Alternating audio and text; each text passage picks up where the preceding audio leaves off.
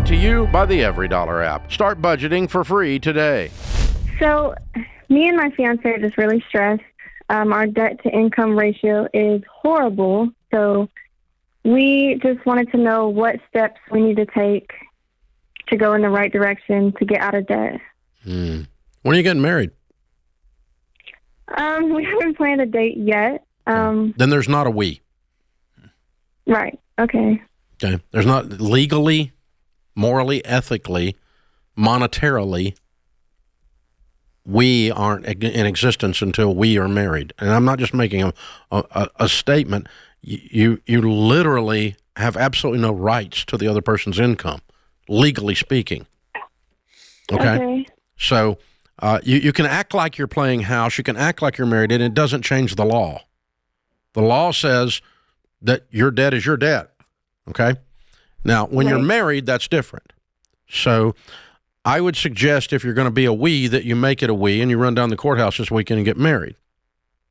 Yes, sir. Okay. How long you all been engaged or dating? About 3 years engaged. Okay. Time to paint or get off the ladder, kid. What do you mean? I mean, get married. Oh, okay. Sorry. We've been almosting a long time. Yes, sir. So y'all just, how old are you? I'm 24. Okay, cool. So what do you make and what does he make? So I make annually $38K. Mm-hmm. What's he make? And him annually, okay, I don't have it totaled, but $26.40 monthly. Okay, he makes about the same you do then. Okay. Yeah. Roughly. And how much debt do you have? So my debt, really I only have the home loan and the... You bought a house together. Bought a house? Yes, sir. Is it your house or do you buy it together? I'm the only one that's on the lease. Oh, it's a lease. Yeah, so I'm financing a mortgage loan. Oh. Honey, that's not a lease. Oh, okay. Oh, man. Did you buy a house or are you a tenant?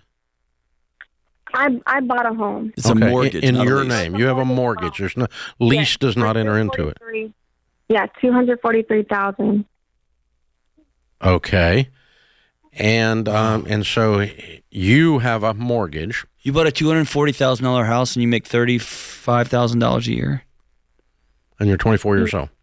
Oh, jeez. On the promise that he was going to help her pay, but they're not married. And he's not on the loan. Correct. Yeah. This is what I've been talking about before I started talking. Okay. Now, all right. So let me, what debt does he have? He has, in total, including his auto loan, $28,330. Okay. So here's what I would tell you guys to do. And I don't know if you're going to do it. I can't tell from talking to you. Will you actually do it? You sound terrified. I kind of don't think, I don't know if you're nervous on the radio or if you're just going to go do whatever you want to do. Anyway, if you were my daughter, I would take you two knuckleheads to breakfast and bump your heads together and say, you knuckleheads go get married this week because you're do you understand how vulnerable you are? This guy walks off, you're screwed, girl. You understand? You can't pay this house payment. Okay. Can you? They qualified you for it, but you can't afford this house if he gets up and leaves, right? Right. Okay. Now, I'm assuming is your relationship good? It is. Okay. Then I would say let's quit acting like we're married and go ahead and get married because it's very, very important that you all do combine everything.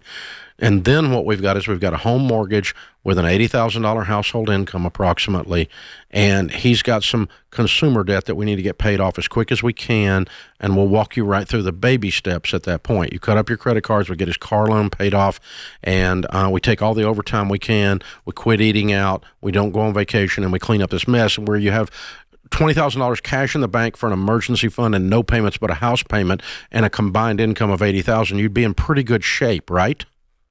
Yes, sir. I can get you there in about a year if you're married. I can't get you there while y'all keep sorta doing this because it won't work. Because the doing things in the wrong order has left our precious Madeline here unbelievably vulnerable. You will be the victim if this thing goes sideways, not him. You'll be the one that's in a mess if this thing goes sideways, not him. And you're worth more than this. And so somehow you talked yourself into, or you got talked into, or you guys together sat down and had a combined lack of brains and decided this was the right way to go, and it wasn't, because it's left you, my daughter, in a real mess, potentially. Let's say he's not going to, like, break up with her, but they cut his hours.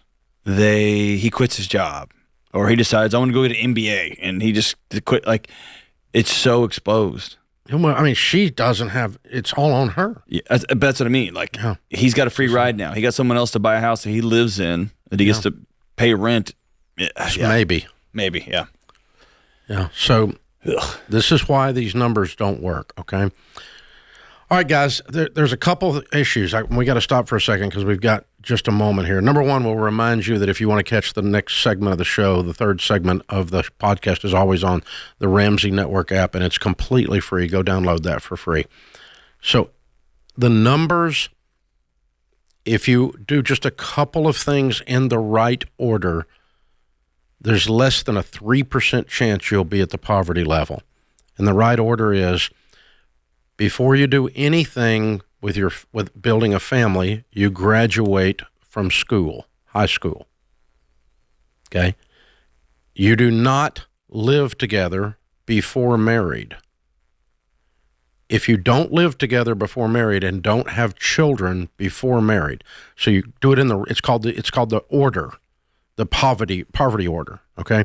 So you graduate from high school, get married before living together and before having children, you have less than a 5% chance of being at the poverty level. That's the national statistics. Almost all of our poverty occurs when you do those things in the wrong order. And you're a 17-year-old with a baby and he takes off because we got pregnant before marriage, and so on and so on and so on. And I'm not picking on anybody. I'm just saying, if I could sit down with a 14-year-old and say, hey, you have less than a 5% chance of poverty level if you'll just do these 3 or 4 things in the right order. You set yourself up for prosperity. You want to add to this and get it down to almost 0 chance? Graduate from a 4-year degree that in a usable degree field. You want to add further to that? Do all of that with no debt. If you just do a couple of little things like that, you're down to less than a 1% chance you're going to be at the poverty level. These are controllable variables in your life. But instead, you just buy a house with somebody you're not married to. Create your free every dollar budget today, the simplest way to budget for your life.